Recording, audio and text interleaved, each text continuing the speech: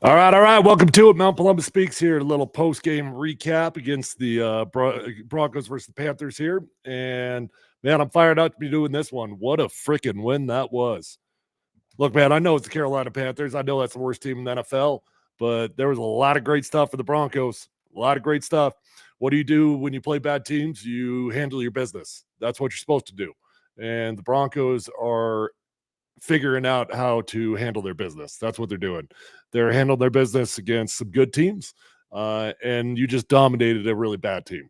Okay, let's make one thing clear: the Carolina Panthers suck at football. That is a bad football team, top to bottom, all the way around. That is a really bad football team that the Broncos just played. But I'm not taking anything away from that win. There were so many good things for the Broncos to look at there. I mean, listen, look, obviously, the topic of conversation is always focused in on Bo Nix because quarterback is always going to get the attention. But man, how about the tight ends? Anybody have Denver Broncos tight ends having a huge game on your bingo card? I sure as hell did not. Happens to be National Tight End Day. I don't know if you guys know that or not. Today literally is a manufactured holiday, National Tight Ends Day, and our man Adam Troutman, dude, game of his life. Serious congratulations to Troutman. Gets the first touchdown of his career. Somebody told me that might have actually been Adam Troutman's first touchdown he's ever scored anywhere. High school, college. I think he didn't play tight end. I don't know all the stories behind it, but I heard that might have actually been Troutman's first touchdown he's ever scored in his life. So, congratulations to Adam.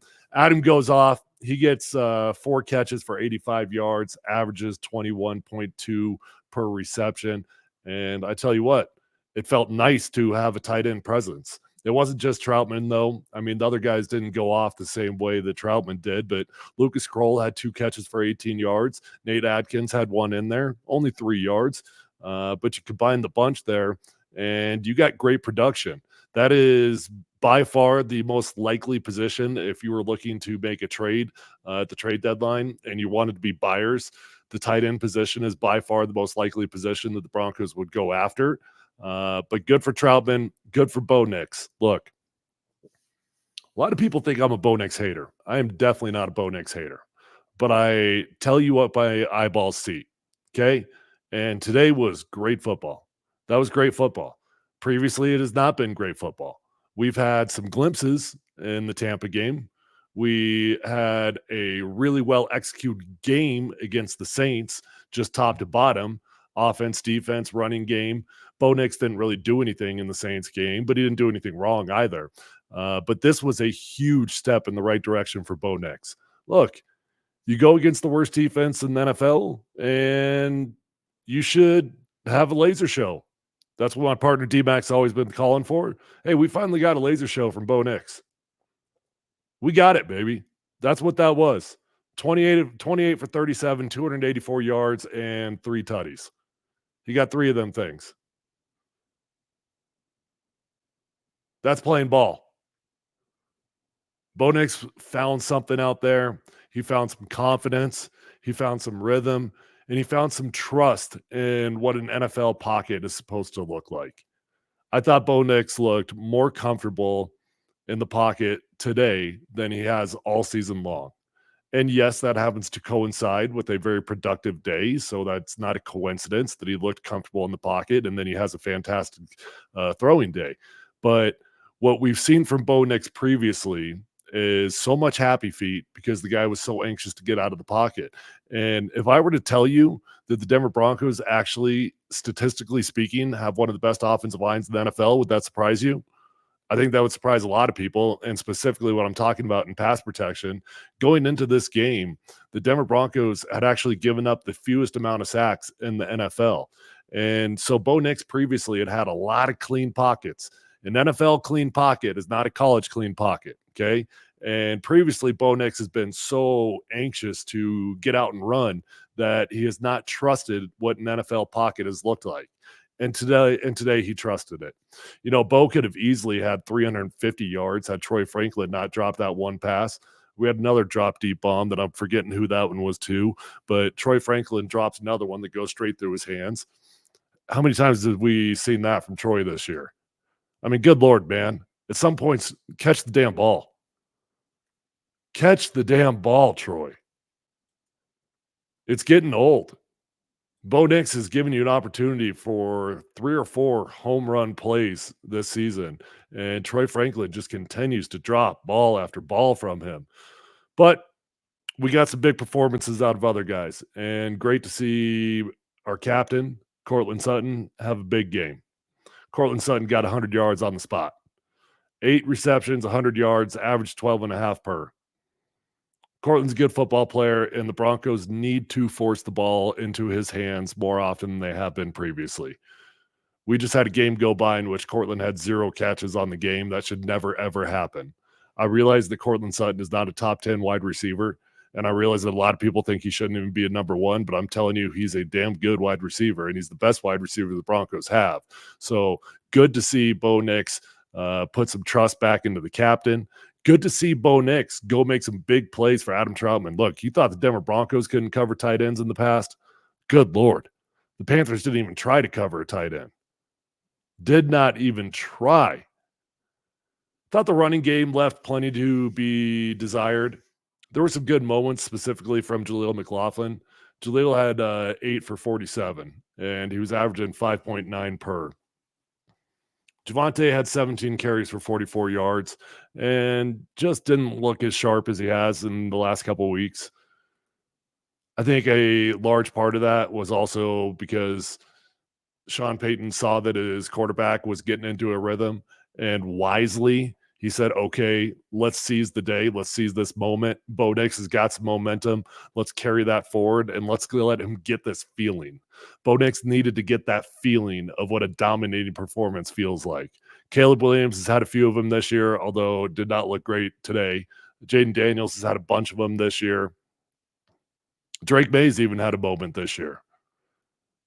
Bo Nix had not had a dominating performance until today, but he got that feeling.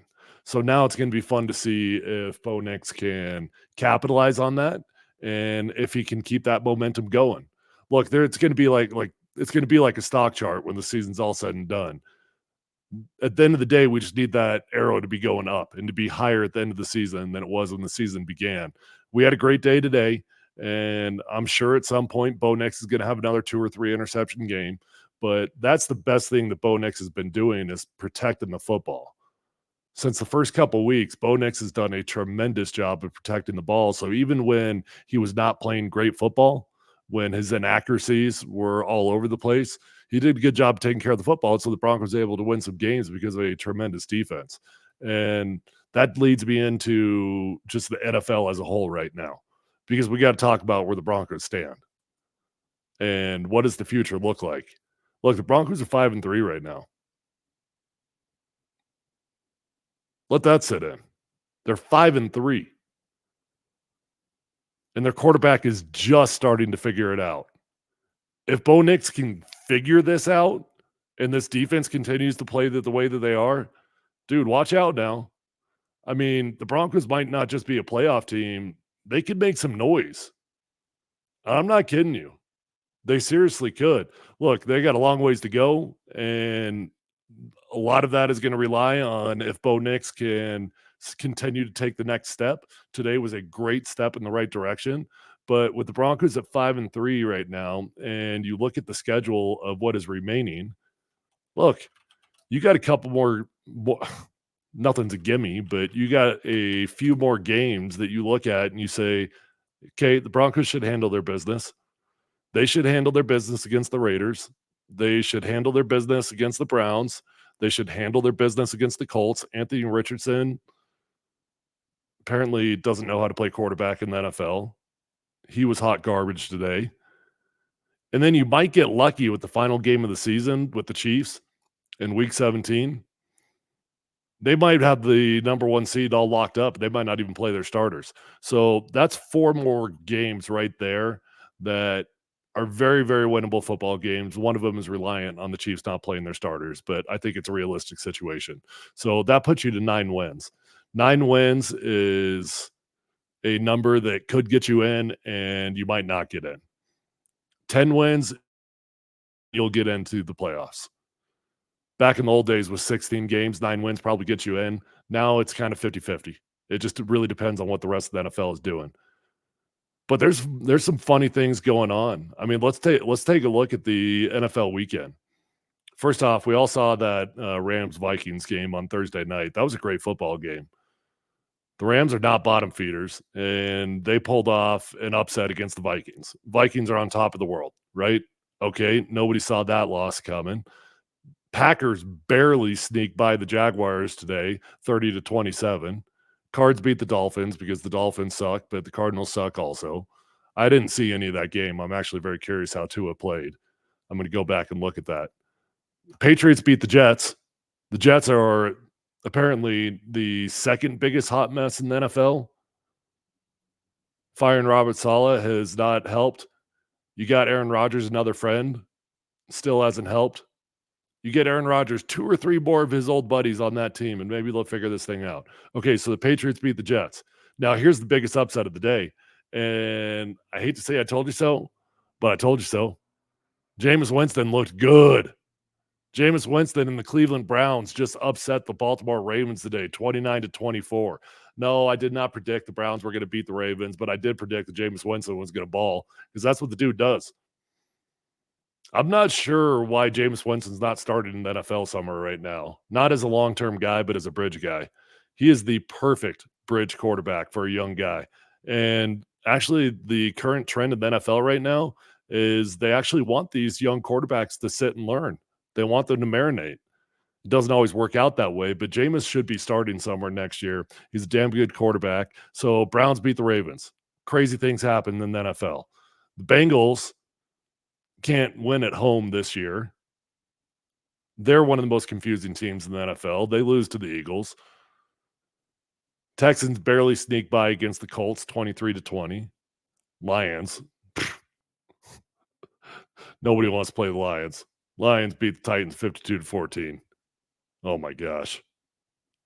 Have you guys seen those stats? I don't remember the stats literally, but there's some stats hanging out there about the hangover effect of teams that play the Lions and how they have to play the next week and how they always get smoked 2 weeks in a row because they got Lion fatigue. Falcons beat the Bucks. Now, that's an interesting one, right? Because the Broncos are going to have to sneak a win in there against some other teams that I did not mention, right? So I gave you the 4 teams that I think the Broncos can get wins against, but they do have to play the Ravens. They do have to play the Falcons. They've got the Chargers again. They've got the Bengals, right? So the Broncos probably are not good enough that they're going to win all the gimme games that I told you that they were going to play. So they'll probably drop 1 or 2 in there. And if they drop 1 or 2 of those, then they got to figure out, well, how can they make up for it? So they're going to have to beat a team like the Falcons, right? Well, the Falcons are a pretty damn good team. Can the Broncos beat them? Maybe. They can. All right, let's keep going. Let's look at the rest of the NFL here. Okay, Chargers smoked the Saints. Man, the Saints are bad. There are a handful of just terrible football teams this year. There are more bad teams than there usually are. Usually there's only kind of 2 or 3 bottom dwellers. It feels like there's like 5 or 6 bottom dwellers this year. Bills smoked the Seahawks. Bears lose a wild one to the Commanders, 18-15 in a walk-off Hail Mary. Didn't get to see a whole lot of that game. I'm excited to go back and watch some of the film on it, though, because those are 2 young, exciting quarterbacks, and Caleb Williams and Jaden Daniels. I was told that Caleb did not play good football. Haven't seen it. And then how about this? The Chiefs barely get by against the Ravens. Excuse me, against the Raiders. They beat the Raiders 27-20. And now we got the Cowboys 49ers on. I was worried for my man Kyle Shanahan. It wasn't looking good there. It was looking like the 49ers might drop one to the Cowboys, but they've taken over that game. They're winning 27-20. So anyways, my point here is that wild things are happening in the NFL this year. And if the Broncos can just get themselves to a position where they get into the playoffs, I'm telling you, they're going to be one of those teams that you don't want to face. You don't really respect the Broncos enough to think that they're true contenders, but you also don't want to play them because very similar to how in hockey, when you get a goaltender that can just stand on his head and is going to win a series in the playoffs, you get a defense like the Broncos have got, They're liable to beat anybody. They're liable to beat the Chiefs in the playoffs. I'm serious. Nobody's going to want to beat the Broncos. So Bo Nix, man, just keep progressing. Doesn't have to be Superman. Does not have to be Jaden Daniels, but it needs to keep it going. I know I'm a broken record if you guys listen to all my podcasts and if you listen to my radio show. I say the same things all the time, I know. But one thing I say a lot is that when the season is all said and done from Bo Nix, I need 2 to 3 games that are wow. Wow. Okay? Just give me 2 or 3 of them, and then we get to go into the offseason with a damn good feeling because you were competitive the rest of the year and you gave me 2 to 3 wow games. Well, I think we just got one. We just got a wow game. Now, that one was against the Panthers, but it counts, man. It absolutely counts as a wow game. He beat their brains in, and Bo Nix was in control. He trusted his pocket. He had some great throws. He should have thrown for well over 300 yards had his wide receivers just caught the damn ball. So now he's got to find a couple more of those. And in a perfect world, we'd get a wow game against the Ravens. I think everybody was counting that Ravens game off, just counting it off as a loss, right? Assuming they're going to lose. Well, the Ravens are a weird team also. Ravens have dropped some weird games this year, including this weekend. So you never know, man. I can't believe how good I feel about this Broncos team right now. The defense is so elite that if you can just get a marginal functioning offense, the Broncos will win at least half of their remaining games and they'll be a playoff football team. You just got to be functioning. Somebody asked me today if this 2024 Broncos defense is as good as the 2015 Super Bowl defense. And the answer is not yet, but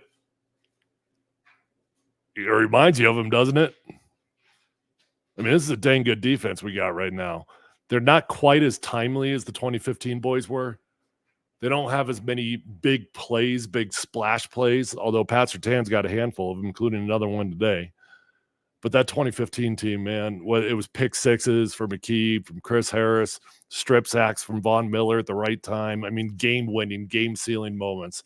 That's the only thing this defense is missing right now. That, and they got to continue to prove it, right? 2015 team did it the entire season. But if this defense continues to play at this level, shoot, they'll be in the conversation with that 2015 D.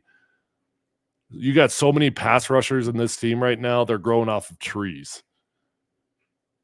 Nick Bonito has a sack in every single game this season. That's a pretty impressive stat because a lot of times pass rushers are streaky. They'll get 2 or 3 in a game, then they'll go silent for 3 or 4 games. But Nick Bonito's been steady Eddie, man. He's got a sack in every single game. Jonathan Cooper is phenomenal. Baron Browning's a good football player. Jonah Ellis is a good football player. Zach Allen is phenomenal. Jonathan Franklin Myers is a dang good football player. Draymond Jones, sorry, not Draymond. Draymond's gone. DJ Jones, that's a dang good football player. And then you got some studs in the secondary with Pat Surtain and Riley Moss and some really good safeties. So, look, man, I'm fired up. Oh, somebody reminded me it was Lil Jordan Humphrey that had the other big drop. You're right. I forgot about that game. I'm fired up. The Broncos are far from a complete team, but, man, are they heading the right direction. All right, before I get out of here, let me just go over a few comments from you guys. Do you see us being buyers at the trade deadline? Maybe for a tight end. And David Njoku is a good candidate because the Browns are going to be unloading absolutely everyone. So they might be willing to sell David Njoku. But I don't want the Broncos to give up the farm because more times than not, a midseason trade is a 1 or 2 year rental. And I don't want the Broncos to waste draft picks. So if they find a reasonable value selection or trade, I should say, you can talk me into it, but it's got to be a long-term decision. Bo had a great passing game, but lots left on the field for wide receivers. Same with the run game. Tomorrow will be a rough film session for 2D. Well, I don't know if it's going to be rough, Brian. I mean, there was a lot of good stuff too. There's a couple guys that are going to be putting their heads in their hands when the film turns on, but for the most part, I think most guys got a lot to be proud of. Has Bo improved as a passer, or the Panthers just garbage? I think it's both. I mean, there's no getting around the fact that the Panthers are just terrible at football. But Bo progressed, and what I saw was a dude that looked way more comfortable in the pocket. It looked like he started to trust what a true NFL pocket looks like, and that's why I think you saw far better success from Bo Nix today. Maybe keep all the draft picks for once in a while. Yeah, that's what I'm thinking. It's been a while since the Broncos had their draft picks, huh? Maybe not be in a rush to get rid of them. What's a bigger need, a wide receiver one or a good tight end?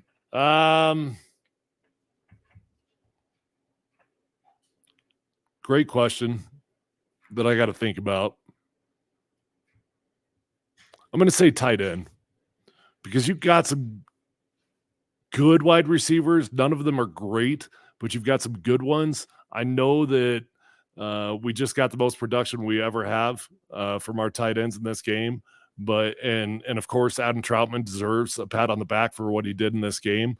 But the Broncos don't have a difference maker in the tight end room. So that would be the one spot I'd be down for going to get a trade in. All right. I got my little cowie here. Kenzie Columbus. Say hi. Hi. Hi. I got to get this little cowie to bed.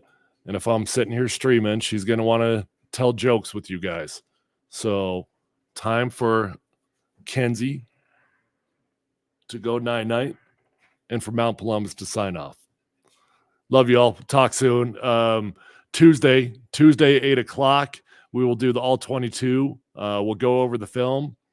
We'll do all of the offense and be there or be square. Tuesday, 8 p.m. Go over to my YouTube, subscribe, hit a like if you could, and appreciate you guys. Good night.